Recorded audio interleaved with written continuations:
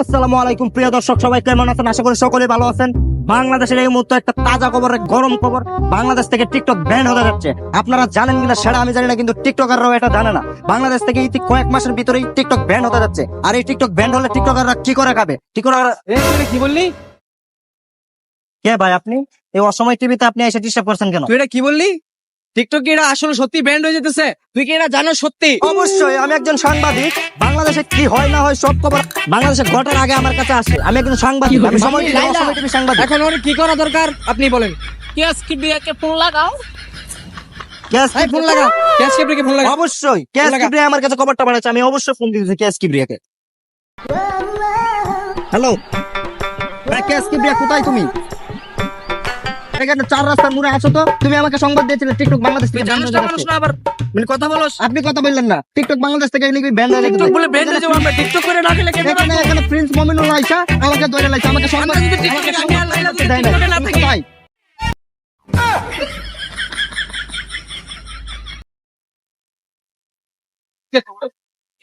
আর cash Kibria সাহেব আসছেন। মোবাইলটা নাই গেল। এই যে প্রিন্স মমিনুল, টিকটকের টুকাই সেলিব্রিটি প্রিন্স মমিনুল, চেনেন তাকে? অবশ্যই তুই আমাকে অসম্মান করছিস। কথা আছে। আপনি ওকে হাজারবার রোস্ট করেছেন। আপনি জানেন, আপনি বলেছিলেন বাংলাদেশ থেকে টিকটক ব্যান্ড হতে যাচ্ছে। এই খবরটাই আমি বাংলাদেশে, এই খবরটাই আমি পত্রিকায় ছাড়বো, এই খবরটাই আমি টেলিভিশনে আপলোড করবো। আমি একটা সংবাদ তৈরি আচ্ছা করছি। এখন বকচক না করিয়ে আপনি বলেন এই টিকটক কি সত্যি ব্যান্ড হতে যাচ্ছে? হ্যাঁ টিকটক তো অবশ্যই ব্র্যান্ড হতে যাচ্ছে।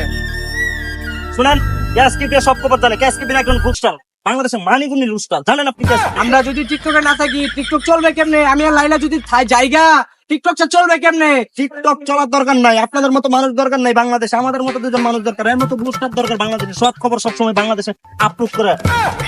কি করি রে? টিকটক বলে ব্যান্ড হয়ে যেতেছে। অন কারে আমি কি করি?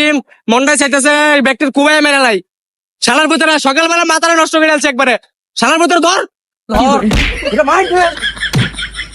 শালা কি করি রে? তুই কি বললি এটা? শালার ভিতরে মাইরে দে থুই এলাম। ওখানে যেই কোনো সময় মাথাটা তো এমনি নষ্ট হয়। হুন তুই তোর আর কোনো সময় দেখবো না দেখবো না, আমি আমি জীবন- সাংবাদিকের ব্যবস্থা টিকটক আর কোনো সময় উল্লা পাল্লা কিছু কইলে না। তোর করে কোথাও জানে মেরালাম আমি। আপনি প্রিন্স মমিনুল, আপনি টিকটকের উপর আমার উপর আমার সাইডে আমি কইছি এতদিন ধরে আমি এত কষ্ট করে আমি চাকরি বাইরে দেবো। তুই আর কোনোদিন দেখবো? নেক্সট টাইম এভরিবডি তোরে আর যেতে না দিবি। যা